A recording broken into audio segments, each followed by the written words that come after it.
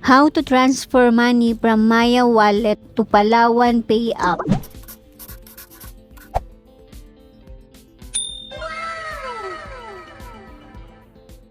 First, kailangan natin mag-login sa ating Maya Wallet app, and then para makapag-transfer, itap ang bank transfer, and then papasok tayo dito sa mga pwede nating pag-transferan ng mga ka-tie-up ng Maya Wallet.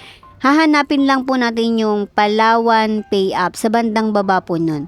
Then, tap and select Palawan Pay. And then, dito po, ipoprovide natin yung mga information na kailangan. Enter mo po yung amount, purpose, and yung account number and account name. Pagka-enter nyo po ng information, tap nyo lang po yung continue. And then, dito po kailangan nyo pong i-make sure na complete and correct lahat ng information, lalong-lalo na ang account number or yung cellphone number, and then yung name.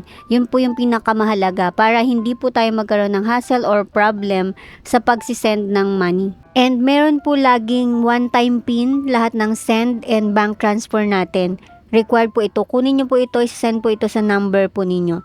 And then, tap nyo lang po yung verify and done. Ganun lang po siya kabilis at kasimple. Madali lang pong mag-send and mag-bank transfer from Maya to Palawan Pay. Pwede nyo pong i-double check yan sa transaction history po ninyo. And then, pwede din pong i-check ng inyong Palawan Pay receiver sa kanyang Palawan Pay app kung pumasok na ang kanyang bank transfer dahil real time pong papasok ang inyong bank transfer transaction.